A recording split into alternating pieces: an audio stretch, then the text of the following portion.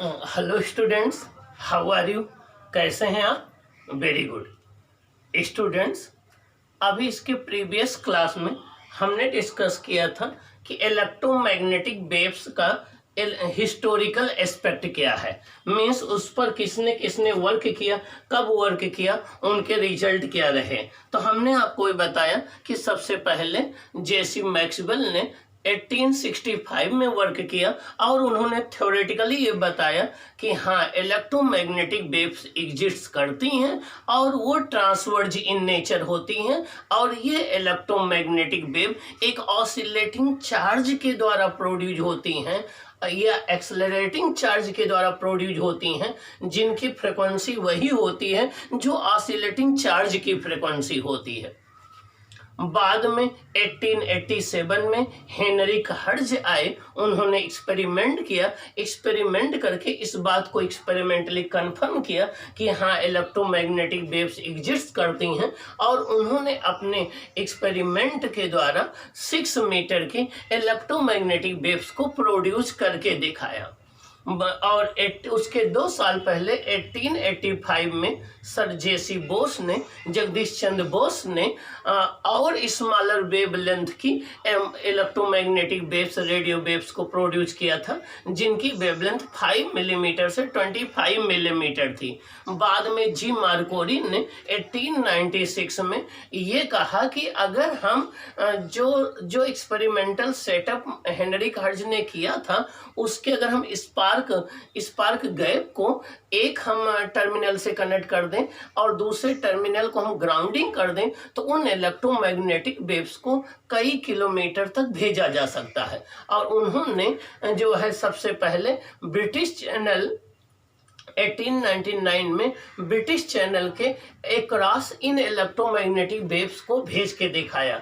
बाद में 1901 में उन्होंने अटलांटिक ओशन को जो है पार कराया इन इलेक्ट्रोमैग्नेटिक वेव से, और रेडियो कम्युनिकेशन की नींव रखी। आज जो मॉडर्न कम्युनिकेशन हम लोग देखते हैं, उसकी क्रेडिट कहीं न कहीं इन्हीं साइंटिस्ट को जाती है, चाहे वो मैक्सवेल हो, चाहे वो हेनरिक हर्ट्ज हो, या चाहे वो जेसी बोस हो या मार्कोनी हो, इन्हीं को उसकी क्रेडिट दी जाती है। अब आइए हम बात करते हैं कि कैसे हम लोग शो करें कि electromagnetic waves transverse in nature होती हैं। ट्रांसवर्ज इन नेचर का मतलब ये हो गया कि इलेक्ट्रोमैग्नेटिक वेव जिस डायरेक्शन में चल रही होंगी, हमेशा उसके परपेंडिकुलर डायरेक्शन में उनके इलेक्ट्रिक और मैग्नेटिक फील्ड वेक्टर होंगे। मान लो अगर वो एक्स एक्सिस के अलांग चल रही हैं, तो उनके इलेक्ट्रिक और मैग्नेटिक फील्ड जो होंगे वाई और जेड एक्सिस के अलांग होंगे। मान लीजिए वो वाई एक्सिस के अलांग चल रही हैं, तो उनके इलेक्ट्रिक और मैग्नेटिक फील्ड एक्स और जेड एक्सिस के अलांग होंगे। मान लीजिए वो जेड एक्सिस के अलांग चल रही हैं, तो उनके इलेक्ट्रिक और मैग्नेटिक जो वेक्टर्स होंगे वो आपके एक्स और वाई एक्सिस के अलांग होंगे। तो जिस एक्सिस के अलांग इलेक्ट्रोमैग्नेटिक वेव्स चल रही होंगी, हमेशा उसके परपेंडिकुलर उनके इलेक्ट्रिक फील्ड और मैग्नेटिक फील्ड होंगे। तो हम ये शो करने के लिए कि इलेक्ट्रोमैग्नेटिक वेव ट्रांसवर्ज इन नेचर होती हैं, हमें ये शो करना पड़ेगा कि जिस डायरेक्शन में इलेक्ट्रोमैग्नेटिक वेव चल रही हैं, उस डायरेक्शन में इलेक्ट्रिक और मैग्नेटिक फील्ड का कोई कंपोनेंट नहीं होगा। इसका मतलब ये हो गया, अगर हम ये कंसीडर कर लें कि इलेक्ट्रोमैग्नेटिक वेव्स एक्स एक्सिस के अलांग जा रही हैं, तो हमें ये शो करना होगा कि एक्स एक्सिस के अलांग इलेक्ट्रिक और मैग्नेटिक फील्ड का कोई भी कंपोनेंट नहीं होता है, ई एक्स 0 है, एक्स 0 है। अगर हम ये शो कर पा जाएंगे तो प्रूफ हो जाएगा कि हाँ, electromagnetic waves transverse in nature होती हैं। और हमें ये पता है कि किसी भी वेक्टर का अपने परपेंडिकुलर डायरेक्शन में कंपोनेंट 0 होता है। तो हम गॉस लॉ का यूज करके ये प्रूव करेंगे कि electromagnetic waves transverse in nature होती हैं। आइए देखें कैसे प्रूव करेंगे। हेडिंग है ट्रांसवर्ज नेचर ऑफ इलेक्ट्रोमैग्नेटिक वेव्स।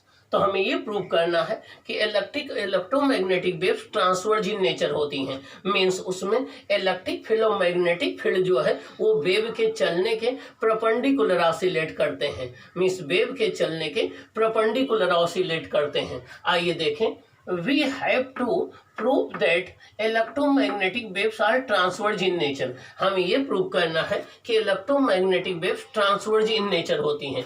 इसका मतलब ये हुआ कि electric and magnetic fields are perpendicular to the direction of motion of wave. इसका मतलब ये हो गया कि हमें ये शो करना होगा कि इलेक्ट्रिक फील्ड और मैग्नेटिक फील्ड जो वेक्टर है वो जिस डायरेक्शन में वेव मूव कर रही होगी उसके परपेंडिकुलर होंगे। ओके तो इसके लिए हम कॉन्सेप्ट क्या यूज करेंगे, since component of a vector perpendicular to it is zero. किसी भी वेक्टर का अपने परपेंडिकुलर डायरेक्शन में कंपोनेंट जीरो होता है। So we have to prove that components of electric field and magnetic field in the direction of motion of wave is zero. अगर हम ये शो कर दें कि जिस डायरेक्शन में वेव चल रही है इलेक्ट्रोमैग्नेटिक वेव्स उस डायरेक्शन में उसका इलेक्ट्रिक फील्ड का कंपोनेंट और मैग्नेटिक फील्ड का कंपोनेंट जीरो है, तो प्रूफ हो जाएगा कि हाँ electromagnetic waves transverse in nature है। इसका मतलब जिधर चल रही उसके परपेंडिकुलर इलेक्ट्रिक और मैग्नेटिक फील्ड है। आइए स्टेप 1 देखते हैं।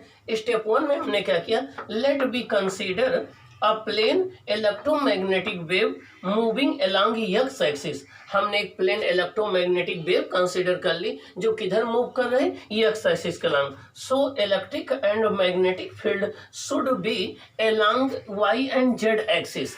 अगर ये वेव हमारी एक्स एक्सिस के अलोंग जा रही है तो हमारी मैग्नेटिक इलेक्ट्रिक फील्ड और मैग्नेटिक फील्ड जो है, अगर ये हमारी वेव जो है, अगर ये हमारी वेव एक्स एक्सिस के अलोंग जा रही है तो इलेक्ट्रिक फील्ड और मैग्नेटिक फील्ड जो है वाई और जेड एक्सिस के अलोंग होने चाहिए। And there will be no component of electric and magnetic field along the direction of motion of wave. और वेव के डायरेक्शन ऑफ मोशन के अलोंग जो है कोई भी इलेक्ट्रिक फील्ड और मैग्नेटिक फील्ड का कंपोनेंट जो है वो नहीं होना चाहिए। हमें ये देखना पड़ेगा। ओके इसका मतलब हमें Ex equal to 0 and Bx equal to 0 ये प्रूव करना पड़ेगा। क्या प्रूव करना पड़ेगा, आइए हम देखते हैं इसके लिए क्या करते हैं। इसके लिए हम ये कंसीडर कर लेते हैं कि हमारी plane electromagnetic wave x axis के अलोंग जा रही है। हम ये कंसीडर कर लेते हैं कि हमारी plane electromagnetic waves x axis के अलोंग मूव कर रही है। और हम एक पैरेललोपाइप्ड कंसीडर कर लेते हैं, A B C D E F G H, जिसमें ये इस साइड की लेंथ dx है और ये dz है, ये dy है। इसका एरिया हो जाएगा dy इंटू dz। इसका एरिया आपका भी हो जाएगा dy इंटू dz। यहाँ पर इलेक्ट्रिक फील्ड का कंपोनेंट Ex हमने मान लिया, यहाँ पर Ex डैश मान लिया, यहाँ एरिया वेक्टर n कैप है, यहाँ पर एरिया वेक्टर n कैप है। इलेक्ट्रोमैग्नेटिक वेव्स एक्स एक्सिस के अलोंग जा रही है। तो किसी टाइम t पर ABCD सरफेस के इधर कोई इलेक्ट्रिक फील्ड नहीं होगी और EFGH के लेफ्ट में कोई इलेक्ट्रिक फील्ड नहीं होगी और ये वेव्स एक्स एक्सिस के अलोंग हमारी जा रही है। तो आइए देखें, we will prove it by Gauss law. अब हम गॉस लॉ के थ्रू इसको प्रूव करेंगे। Let be consider a parallelepiped ABCDEFG, the net flux through this close surface will be 0। अब हम इस पैरेललोपाइप से पास होने वाला टोटल फ्लक्स निकालना चाहते हैं कि टोटल फ्लक्स कितना होगा, और ये टोटल फ्लक्स इसमें से पास होने वाला 0 होगा। रीजन कि इसके अंदर कोई चार्ज तो इनक्लोज्ड है नहीं। तो आइए देखें टोटल फ्लक्स क्या होगा, 0 होगा। As no charge is enclosed by the surface, इस सरफेस के द्वारा कोई चार्ज इंक्लोज्ड नहीं है। अब आइए देखें स्टेप सेकंड में, कैलकुलेशन ऑफ फाई ई। अब हमें जो है इलेक्ट्रिक फ्लक्स नेट कैलकुलेट करना है। Phi E closed integration E dot ds equal to Q enclosed upon epsilon naught. क्या Q enclosed upon epsilon naught, तो Q इंक्लोड कितना है 0 अपॉन एप्सिलॉन नॉट कितना, एप्सिलॉन नॉट इक्वल टू 0 आ जाएगा क्योंकि कोई चार्ज तो इंक्लोड है नहीं। अब हम टोटल फ्लक्स निकालने के लिए, ये 6 फेज से मिलकर बना हुआ है आपका A B C D A और A B F E A और आपका G C, आपका C D H G और आपका E H D A और E H G F और F G C B। इन 6 सरफेस से टोटल जो फ्लक्स पास होगा वही इस पैरेललो पाइप का फ्लक्स कहलाएगा। तो हम इसको 6 फेसेज में हम दो दो की ग्रुपिंग बना लेते हैं। हमारा एक सरफेस ABCD हो जाएगा और एक हो जाएगा EFGH, क्योंकि इसमें जितना फ्लक्स पॉजिटिव होगा इसमें इतना निगेटिव होगा, दोनों का सम 0 हो जाएगा। ऐसे हम एक पेयर बना लेंगे EADH का, एक FBCG का बना लेंगे। ऐसे हम 2 पेयर्स में इनको डिवाइड करते हैं। तो देखिए इसको क्या राइट करेंगे। पहला पेयर हमने बना लिया ABCD closed integration E.ds plus closed integration EFGH E.ds। Means हमने क्या किया, ABCD और इसके साथ हमने ले लिया EHGF को, इन दोनों को हमने एक साथ ले लिया। ऐसे हम FBCG और EADH को एक साथ ले लेंगे और FBAE और GCDH को एक साथ ले लेंगे। जो पैरेलल अपोजिट प्लेन है उनको एक साथ ले लेंगे। तो देखिए पहला पेयर हमारा ये आ गया। दूसरा आ गया ABFE और आपका आ जाएगा CD, आपका HG आ जाएगा। तो देखिए ये आपका आ जाएगा CDGH। अगला पेयर आ जाएगा ADHE plus BCGF equal to 0 आ गया। ओके, अब हमने प्लेन इलेक्ट्रोमैग्नेटिक वेव कंसीडर किया है। अब plane electromagnetic wave x axis के लंग जा रही है, तो जो इलेक्ट्रिक फील्ड और मैग्नेटिक फील्ड होगा वो वाई और जेड पर डिपेंड नहीं करेगा। मीन्स वाई और जेड का कंट्रीब्यूशन क्या होगा, 0 होगा। क्या होगा, 0 होगा। तो मीन्स ABCD और FGHE इन दोनों का जो कंबाइंड फ्लक्स का कंट्रीब्यूशन होगा वो 0 होगा। तो देखिए closed integration ABCD plus closed integration EFGH equal to 0 होगा।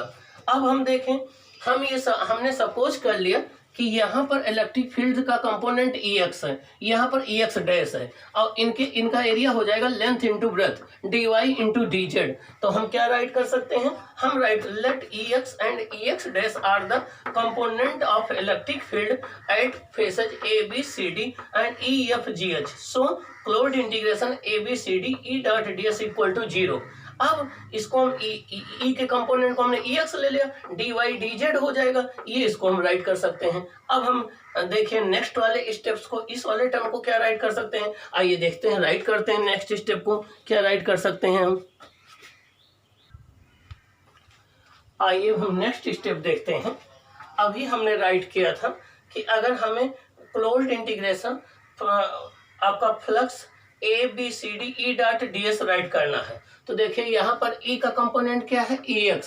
अब इसका एरिया कितना हो जाएगा, dy इंटू dz। यहाँ पर एरिया वेक्टर और इलेक्ट्रिक फील्ड दोनों सेम डायरेक्शन में है, तो यहाँ थीटा कास 0 होगा, कास 0 1 होता है। यहाँ पर एरिया वेक्टर और इलेक्ट्रिक फील्ड एक दूसरे के अपोजिट डायरेक्शन में होंगे। यहाँ पर EX डैश जो होगा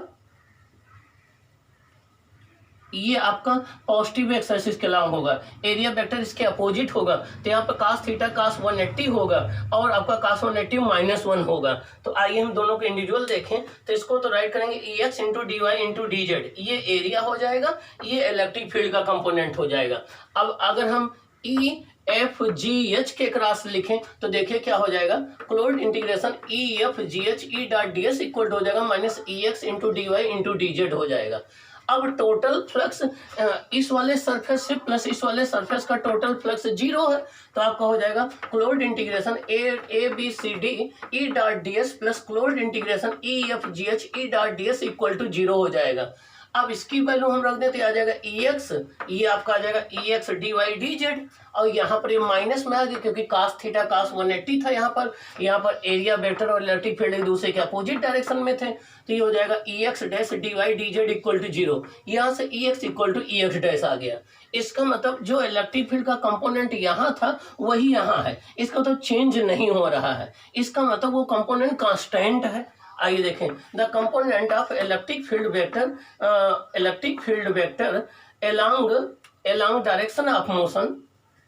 along direction of motion is constant, लेकिन अब क्वेश्चन ये उठता है कि अगर इलेक्ट्रिक फील्ड कांस्टेंट होगा तो वो वेव तो प्रोड्यूस करेगा नहीं, बट एक constant field can not produce a wave. एक कांस्टेंट फील्ड जो है वेव तो प्रोड्यूस नहीं करता। ये तो इलेक्ट्रोमैग्नेटिक वेव्स है, इसमें इलेक्ट्रिक फील्ड और मैग्नेटिक फील्ड कंटिन्यूसली चेंज हो रहा है। इसका मतलब कांस्टेंट का मतलब वो जीरो होना चाहिए। तो Ex equal to Ex dash zero हो गया।